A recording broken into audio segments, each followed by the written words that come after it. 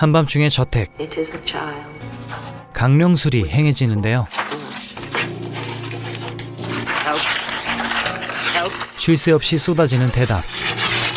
오늘 이야기는 실화입니다.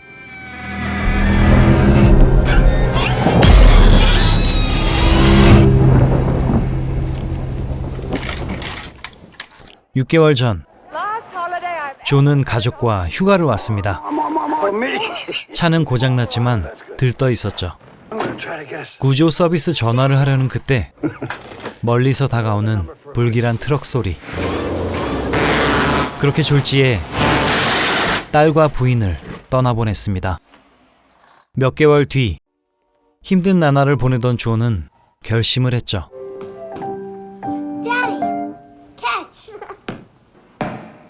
추억이 가득한 집을 떠나 새 출발을 하려는 겁니다. 시애틀로 넘어가는 존. 작곡가인 그는 이곳 학교에 강연을 나갈 예정입니다. 우선 집부터 구해야겠죠. 역사 보존회의 추천을 받은 거대한 저택. 밤새 피아노를 뚱땅대도 문제없을 겁니다. 그렇게 청소를 거쳐 살만하게 된 집. 원래 있던 피아노인데요. 뭔가 요상합니다. 유명 작곡가인 그는 강연도 어렵지 않았죠.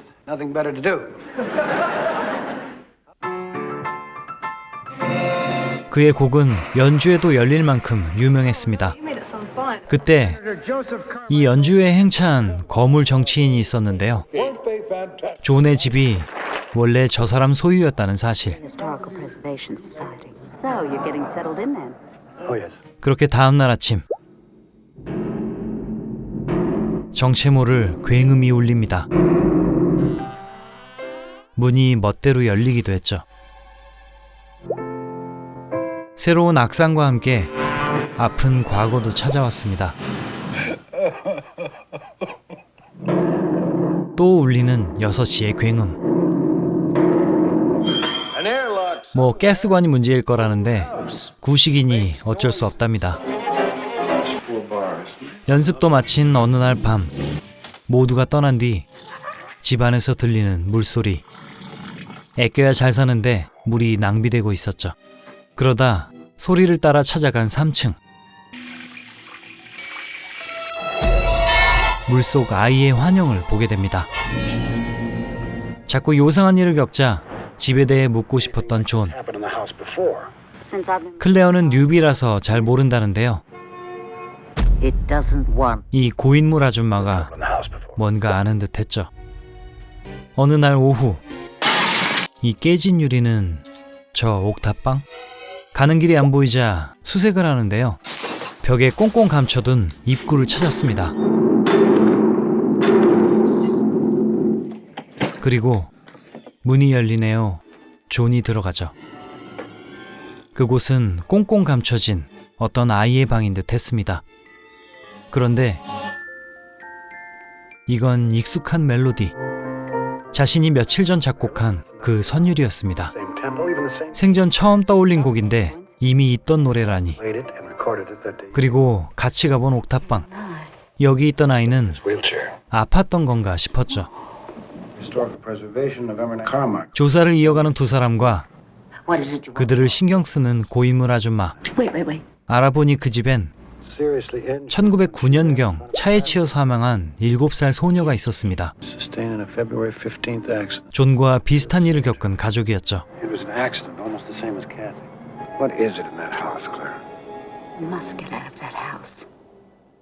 딸과 부인을 추억하던 어느 저녁, 딸의 공이 떨어졌습니다. 혼란했던 그는 공을 버리기로 결심했죠. 그날 밤, 되돌아온 축축한 공. 그는 결국 학자들에게 도움을 청하는데 뜻밖에도 진짜 영매를 소개받았습니다. 말하기도 전에 뭔가를 느낀 진짜 영매사. 존의 사정을 꿰뚫더니 영혼과의 대화를 이어나갑니다.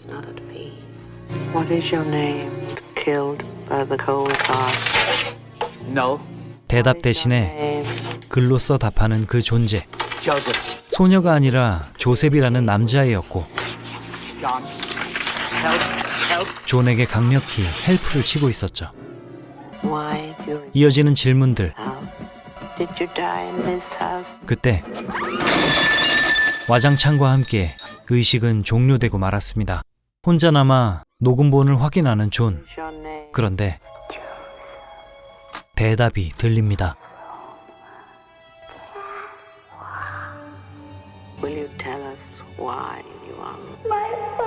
아빠에게 무슨 일을 당한 걷지 못하는 아이 조셉.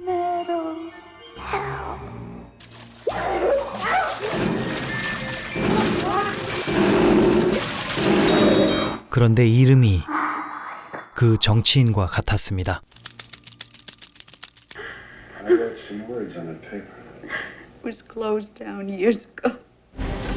무서울 것 없는 이자에겐 어떤 비밀이 숨겨진 걸까? 역시 끈아풀이었던 고인물 아줌마. 더 파보니 저택은 오랜 기간 카마이클가의 소유였고 어릴 적 걷지 못했다는 그 국회의원. 유럽에서 회복하고 15년 뒤 돌아왔다는 기록입니다. 존의 머리엔 한 가지 시나리오가 자리를 잡았죠. 바로 조셉이 바꿔치기 된 것이다. 정리해보면 재벌가였던 부인의 집안, 후줄근한 사위가 마음에 안 들었던 장인어른은 유언을 작성합니다. 재산을 사위에게 절대 주지 않겠다. 그런데 상속받을 딸은 조셉을 낳다 사망했으니 남은 조셉이 물려받게 되는 건데요. 문제는 병약했기 때문에 그가 죽어버리면 모두 사회에 환원된다는 것. 그래서 그를 돌봐야 할 책임이 있는 아버지는 병약한 아들을 죽이고 건강한 보육원 아이를 조셉으로 둔갑시킨 거죠. 그렇게 살인자 아빠가 재산을 꿀꺽했다는 폐륜적인 이야기였죠. 아무튼 조셉이 묻혔을 우물터에 왔는데 이 집 사람들 역시 겪은 악몽.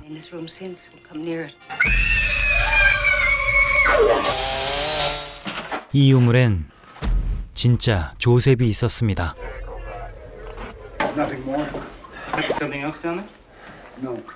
경찰에 신고했지만 모두 털어놓지는 않는 존. 믿어줄 리가 없었기 때문이죠. 그에 따라 몰래 우물로 2차 수색을 돌입합니다. 감식반이 아무리 찾아도 안 나오던 매달 등장. 마치 존이 발견해야만 한다는 듯이 말이죠. The only piece of solid evidence we've got. They couldn't find it. Why should they believe it was there? Whatever is to be done has to be done by me. 다음 날 의원을 직접 찾아간 존.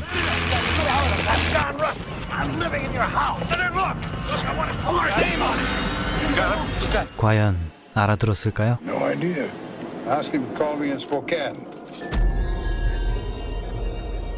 그렇게 돌아왔는데 조셉 유령의 횡포.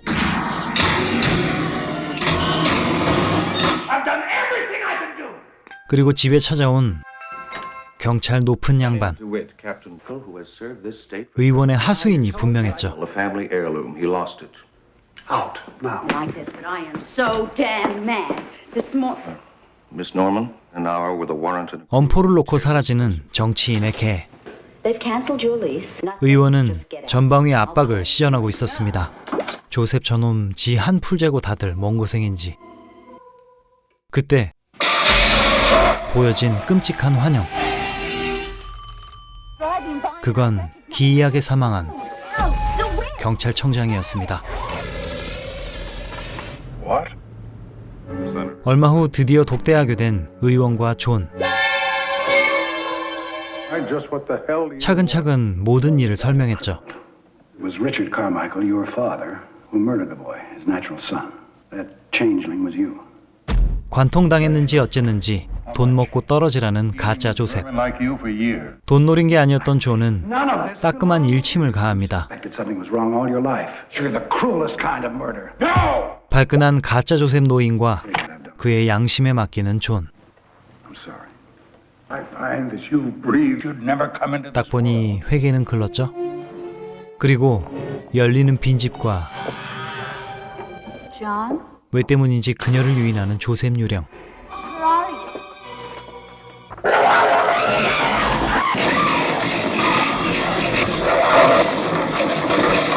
할 말이 있던 건지 어쩐 건지 알 수가 없습니다. 그리고 드디어 폭주하는 조셉 고스트. 집이 타오릅니다.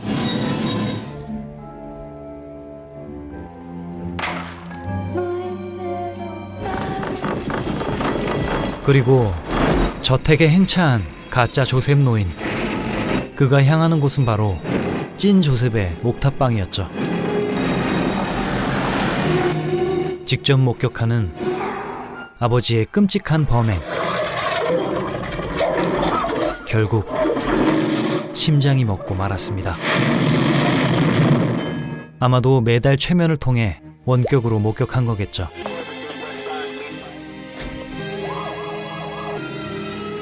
이렇게 꼬마 조셉의 한은 풀린 걸까요? 1980년작 챈저링 또는 체인질링이었습니다. 성공한 캐나다 영화이자 인정받는 공포영화의 수작으로 평가받습니다. 안타까운 사연과 배우에 얽힌 돈미세들의 만행 또한 이야기의 깊이를 더해줬습니다. 이 영화의 제목인 체인질링, 바꿔치기라는 단순한 의미도 있지만 서구권에서는 전통적인 민속 괴담을 뜻합니다. 바로 아이가 뒤바뀌는 현상에 대한 이야기인데요. 악마나 요정, 지하인간, 엘프 등이 한 가정의 아이를 데려가고 다른 아이를 대신 놓고 간다는 겁니다. 당시 중세는 신생아 사망률이 높았던 시기, 아이 바꿔치기를 통해 아이를 건강하게 키우고 싶어하는 소망이 담긴 측면도 있었는데요. 반면 바뀐 아이가 동물의 습성이나 요상한 특징을 가지는 등 일반적이지 않게 흘러가는 이야기가 많았습니다. 이러한 이야기들의 결말은 보통 자신의 진짜 아이를 되찾으려는 부모들의 노력이 이어집니다. 되찾기 위해 돈이나 물건을 바치거나 여러 고생을 하게 되죠. 다행히 되찾는 경우도 있지만 안타깝게도 바뀐 아이를 그냥 키우는 결말도 존재합니다. 이러한 이야기를 전개시켜 나간 오늘의 영화 체인질링. 사실 많은 분들이 2008년작 동명의 영화 체인질링을 떠올리셨을 겁니다. 클린트 이스트우드 감독, 안젤리나 졸리 주연의 영화였죠. 저는 사실 이게 오늘 체인질링의 리메이크작인 줄 알았습니다만 완전 별개의 영화입니다. 이 영화는 실종된 자신의 아이, 그 아이가 수개월 만에 발견됐다고 경찰에서 연락을 받았습니다. 하지만 현장에 나가보니 전혀 다른 아이. 그런데 그 아이는 자기를 엄마가 맞다고 하는 미치고 팔딱 뛰는 이야기였죠. 이 두 가지 체인질링 영화들은 앞서 말한 아이 바꿔치기 소재로 만들어진 영화입니다. 그리고 두 영화 모두 실화라는 게 충격인데요. 안젤리나 졸리 버전 체인질링은 1928년 LA에서 실제로 일어난 사건이 모티브입니다. 오늘 소개한 체인질링은 1960년 후반 러셀 헌터라는 작가가 실제로 겪은 일이 모티브입니다. 콜로라도 덴버 하우스라는 곳에서 일어난 일이었는데 오늘 영화의 주연 존이 겪은 상황들과 대부분 유사합니다. 하지만 훗날 사실관계를 파고들어보니 그 저택에 살았던 사람 중엔 아이가 없었다는 사실과 몇 가지 팩트들이 어긋나면서 지어낸 얘기라는 주장도 피해갈 수 없었죠. 진짜인지 아닌지 좀 애매하다는 결론. 어쨌거나 저쨌거나 이러한 이야기의 뼈대 위에 많은 공을 들인 시나리오 작가 2명, 그들 덕에 영화는 무게감이 실렸고 흥행도 나쁘지 않았습니다. 마틴 스콜세지 감독도 극찬한 영화였으며 96년작 떼시스나 2001년작 디아더스에도 많은 영향을 주었다고 합니다. 극중 등장한 체스맨 저택은 실제하는 곳이 아니라 영화를 위해 지어진 공간이었는데요. 그래서 후반부 화재 장면과 잔해 속 엔딩 장면도 연출하기 적합했을 걸로 보입니다. 오늘 영화의 주연인 조지 C. 스콧, 우리 채널에선 초능력 소녀의 분노에서 애꾸는 킬러 역할이었죠. 태어나는 모든 아이들이 건강하고 행복하길 바라며 오늘도 봐주셔서 감사합니다. 다음 영화는 액션입니다. 안녕!